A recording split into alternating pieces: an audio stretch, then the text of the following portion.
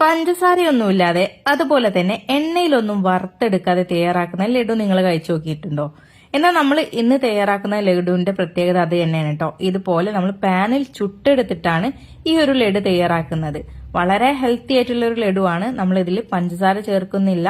അതുപോലെ തന്നെ നമുക്കിത് ഓയിലിൽ ഫ്രൈ ചെയ്യേണ്ട ആവശ്യമില്ല. എന്നാലോ നല്ല ടേസ്റ്റി ആയിട്ടുള്ള ഒരു അടിപൊളി ലഡു തന്നെയാണ് കേട്ടോ ഇത്. അപ്പോൾ നമുക്ക് ഈ ഒരു ദീപാവലിക്ക് ഇത്തരത്തിൽ ലഡു ഒന്ന് തയ്യാറാക്കി നോക്കിയാലോ? അപ്പൊ എങ്ങനെയാണ് നമുക്കിത് തയ്യാറാക്കി എടുക്കുന്നത് നോക്കാല്ലേ. അപ്പൊ അതിന് വേണ്ടിയിട്ട് ഞാനിവിടെ ചെറുപയർ പരിപ്പ്, നമ്മൾ പായസത്തിനൊക്കെ എടുക്കുന്ന പരിപ്പ് ഉണ്ടല്ലോ, അത് ഒരു കപ്പ് ഒരു 3 മണിക്കൂറെങ്കിലും നമ്മളിത് കുതിരാനായിട്ട് വെക്കണം കേട്ടോ. ഞാനിത് തലേന്നേ കുതിർത്ത് വെച്ചിട്ടുണ്ടായിരുന്നു. എന്നിട്ട് നല്ല പോലെ കഴുകിയെടുത്ത് ഇതുപോലെ ഒന്ന് അരിപ്പയിൽ വെള്ളം വാലാൻ വേണ്ടിയിട്ട് വെക്കുക. നമുക്ക് മിക്സിയുടെ ജാർ എടുക്കാം. നമ്മൾ പൊടിക്കുന്ന ജാർ ഉണ്ടല്ലോ, അതാണ് കേട്ടോ എടുക്കുന്നത്. ഇത് ഞാൻ 2 ബാച്ചായിട്ടാണ് പൊടിച്ചെടുക്കുന്നത്. എല്ലാം കൂടെ ഒരുമിച്ച് പോവില്ല. അതുകൊണ്ട് നമുക്ക് 2 ബാച്ചായിട്ട് നമുക്കിതൊന്ന് അരച്ചെടുക്കുകയാണ് ചെയ്യുന്നത്. അപ്പൊ ദേ ഇതുപോലെ നല്ല പോലെ അരഞ്ഞു കിട്ടും കേട്ടോ. തരി ഒന്നും ഇല്ലാണ്ട് തന്നെ നന്നായിട്ട് അരഞ്ഞു കിട്ടും. അപ്പൊ ഞാൻ 2 ബാച്ചായിട്ട് അരച്ചെടുത്ത് ഞാനൊരു പാത്രത്തിലേക്ക് മാറ്റി കൊടുക്കുന്നുണ്ട്. നമുക്കൊരു ഫ്രൈ പാൻ എടുക്കാം. അതിലേക്ക് അല്പം നെയ്യോ അതല്ലെങ്കിൽ ഓയിലോ ഒന്ന് സ്പ്രെഡ് ചെയ്ത് കൊടുത്താൽ മതി. ഇനി നമുക്കിത് ഓയിലും നെയ്യും ഒന്നും വേണ്ടാന്നുള്ളവർക്ക് ഇതുപോലെ നോൺ സ്റ്റിക്കിൽ വെറുതെ അങ്ങ് നമ്മൾ ഇതുപോലെ ഒന്ന് പരത്തി കൊടുത്താൽ മതി കേട്ടോ. എന്നാലും ഇത് കിട്ടും. ഇതങ്ങനെ ഒട്ടിപ്പിടിക്കുന്ന സാധനമൊന്നുമല്ല. എന്നിട്ട് നമ്മൾ കുറച്ചു നേരം അടച്ചു വെക്കുക. അടച്ചു വെച്ചതിന് ശേഷം മറ്റേ ഭാഗം ഇതുപോലെ ജസ്റ്റ് ഒന്ന് ഓയിൽ തടവി കൊടുക്കുന്നേ ഉള്ളൂ. അതും വേണമെങ്കിൽ എനിക്ക് ഒഴിവാക്കാം. എന്നിട്ട് ഇതേ തിരിച്ചു മറിച്ചിട്ട് നല്ല ക്രിസ്പി ആവുന്ന രീതിക്ക് ഒന്ന് നമ്മളിതൊന്ന് മുരിയിച്ചെടുക്കുക കേട്ടോ. നന്നായിട്ട് ക്രിസ്പി ആവേണ്ട ആവശ്യമൊന്നുമില്ല, ജസ്റ്റ് ഒന്ന് ആയി കിട്ടിയാൽ മതി. അപ്പൊ 2 ഭാഗം ഇതുപോലെ അങ്ങ് നമ്മൾ ഫ്രൈ ചെയ്തിട്ട് ഒന്ന് മാറ്റി വെക്കാം. ഇതുപോലെ നമ്മളെല്ലാം ഇങ്ങനെ ഫ്രൈ ചെയ്ത് എടുത്തിട്ടുണ്ട്. ഒരു 3 തവണ ഞാൻ ഇതുപോലെ ചട്ടിയിൽ ഫ്രൈ ചെയ്ത് എടുത്തിട്ടുണ്ട് കേട്ടോ. നമുക്കിത് ഒന്നൊന്ന് ചൂടാറിയതിനു ശേഷം മിക്സിയുടെ പൊടിക്കുന്ന ജാറിലേക്ക് തന്നെയാണ് ഞാൻ എടുത്തേക്കുന്നത്. നമ്മളിത് പൊടിക്കാൻ വേണ്ടിയിട്ട് എടുക്കുന്ന സമയത്ത് മിക്സിയുടെ ജാറിൽ വെള്ളമൊന്നും ഇല്ലാന്ന് ഉറപ്പ് വരുത്തണം. ഡ്രൈ ആയിരിക്കണം മിക്സിയുടെ ജാറ്. എന്നിട്ട് ഇതുപോലെ നമ്മളൊന്ന് പൊടിച്ചെടുക്കാം. അപ്പൊ നമ്മളിത് പൊടിച്ചെടുക്കുന്ന സമയത്ത് ഈ ഒരു പരുവത്തിനാണ് കിട്ടുക. അതായത് നമ്മൾ പുട്ടിന്റെ പൊടിയൊക്കെ എടുക്കില്ലേ, നനച്ചെടുക്കില്ലേ, ആ ഒരു പരുവത്തിനായിരിക്കും ഇത് കിട്ടുക.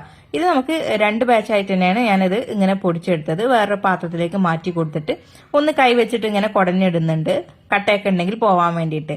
നമുക്ക് ഇതിലേക്കുള്ള മധുരത്തിന് വേണ്ടിയിട്ട് നമ്മൾ കരിപ്പെട്ടി ശർക്കരയാണ് കേട്ടോ എടുക്കുന്നത്. ഈ ഒരു അളവിലേക്ക് നമുക്കൊരു 200 ഗ്രാമോളം വേണ്ടി വരും. ഇതിലേക്ക് ഒരു 1/2 കപ്പ് വെള്ളം കൂടെ ഒഴിച്ചിട്ട് നമുക്കിതൊന്ന് ഉരുക്കിയെടുക്കാം. അപ്പൊ കരിപ്പെട്ടി കാണാത്തവരുണ്ടെങ്കിൽ ഇതാണ് സംഭവം. അപ്പോൾ ഇത് നമുക്ക് മാർക്കറ്റിലൊക്കെ കിട്ടുന്ന ഒന്നാണ് കേട്ടോ. ഇത് നല്ല പോലെ ഉരുകി വന്നതിന് ശേഷം നല്ലൊരു ഒട്ടൽ പരുവത്തിൽ വരണം. അതായത് നമ്മൾ ഒരു നൂൽ പരുവം എന്നൊക്കെ പറയില്ലേ, ആ ഒരു പരുവത്തിലും കുറച്ചുകൂടെ ഒന്ന് ടൈറ്റ് ആയിക്കോട്ടെ. ആ രീതിക്ക് വേണം നമ്മളിതൊന്ന് കുറുക്കിയെടുക്കാനായിട്ട്. ഇനി നമ്മൾ നേരത്തെ പൊടിച്ചു വെച്ചിട്ടുണ്ടായിരുന്ന ആ ഒരു മിക്സിലേക്ക് 1 ടീസ്പൂണ് ഏലക്ക പൊടി ചേർത്ത് കൊടുക്കാം. നമ്മൾ ഇതിലേക്ക് നെയ്യൊന്നും ചേർത്തിട്ടുണ്ടായിരുന്നില്ല. അതുകൊണ്ട് ജസ്റ്റ് ഒരു ഫ്ലേവറിന് വേണ്ടിയിട്ട് 1 ടീസ്പൂൺ നെയ്യും കൂടെ ചേർത്ത് കൊടുക്കുന്നുണ്ട്. നമ്മുടെ ഇഷ്ടത്തിനനുസരിച്ച് നെയ്യ് നമുക്ക് ഇതിലേക്ക് ചേർത്ത് കൊടുക്കാം കേട്ടോ. എന്നിട്ട് നന്നായിട്ട് ഇതൊന്ന് മിക്സ് ചെയ്തെടുക്കാം. നമ്മൾ ഉരുക്കി വെച്ചിട്ടുണ്ടായിരുന്ന കരിപ്പെട്ടി ഉണ്ടല്ലോ, അത് നമുക്ക് ഇതിലേക്ക് അല്പാൽപമായിട്ട് ചേർത്ത് കൊടുക്കാം. എല്ലാം കൂടെ ഒരുമിച്ച് നമ്മൾ ചേർക്കാത്ത വേറൊന്നുമല്ല, അഥവാ വെള്ളം വേറൊന്ന് വിചാരിച്ചിട്ടാണ് കേട്ടോ. അപ്പൊ ഞാൻ ആദ്യം കുറച്ച് ഒഴിച്ചു, പിന്നെയും അങ്ങനെ ഒരു 3 ബാച്ചായിട്ടാണ് ഞാൻ ഇതിലേക്ക് ഒഴിച്ചിട്ട് മിക്സ് ചെയ്ത് എടുത്തേക്കുന്നത്. പക്ഷെ ഞാൻ ഇത് തയ്യാറാക്കിയ അത്രയും വെള്ളം ഇതിലേക്ക് ചേർത്ത് കൊടുത്തിട്ടുണ്ട്. അപ്പോൾ വെള്ളത്തിന്റെ കൺസിസ്റ്റൻസി കറക്റ്റ് ആയിരിക്കണം, എന്നാലാണ് ഇത് ശരിയായി കിട്ടുള്ളൂ കേട്ടോ. നമ്മൾ അത് ഉരുക്കിയെടുക്കുന്ന സമയത്ത് നല്ലൊരു ഒട്ടുന്ന പരുവത്തിൽ തന്നെ നമ്മൾ ഇത് എടുക്കണം. ഇപ്പൊ ഞാൻ ഇതിലേക്ക് എല്ലാം ഇത് ഒഴിച്ചിട്ടുണ്ട്. ഇനി നമുക്ക് കൈ വെച്ചിട്ടൊന്ന് മിക്സ് ചെയ്തെടുക്കാം. ചൂടൊന്നുമില്ല കേട്ടോ, നമുക്ക് പാകത്തിന് ചൂടാണ്. അപ്പൊ കൈ വെച്ചിട്ട് നന്നായിട്ടൊന്ന് മിക്സ് ചെയ്തെടുക്കാം. ഞാൻ ഇതിലേക്ക് 1 ടീസ്പൂൺ കൂടെ നെയ്യ് ഒഴിച്ചിട്ടുണ്ട്. വേണമെങ്കിൽ മാത്രം ചേർത്ത് കൊടുത്താൽ മതി കേട്ടോ. ഇതിലേക്ക് ഞാൻ കുറച്ച് വെളുത്ത എള്ളും കൂടെ ചേർത്ത് കൊടുത്തിട്ട് മിക്സ് ചെയ്തെടുക്കുന്നുണ്ട്. ഇനി നമുക്കിത് കൈ വെച്ചിട്ട് ഉരുട്ടിയെടുക്കാം. നമ്മൾ സാധാരണ പഞ്ചസാര സിറപ്പിലൊക്കെ ഇട്ടിട്ടുണ്ടാക്കുന്ന ബൂന്തി പോലെയല്ല ഇത്. കാരണം നമ്മളിത് കരിപ്പെട്ടി ശർക്കരയിലാണ് ഇത് ചെയ്യുന്നത്. അതുകൊണ്ട് തന്നെ അത്രയും ഒരു ഉറപ്പ് ഇതിന് ഉണ്ടാവില്ല. അതുകൊണ്ട് തന്നെ നമ്മളിത് ഉരുട്ടിയെടുക്കുന്ന സമയത്ത് നല്ല ശ്രദ്ധയോടെ ഉരുട്ടിയെടുക്കാനായിട്ട് നോക്കുക കേട്ടോ.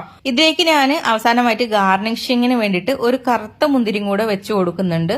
അതും ഓപ്ഷണൽ ആണ്, നിങ്ങൾക്ക് വേണമെങ്കിൽ മാത്രം മതി.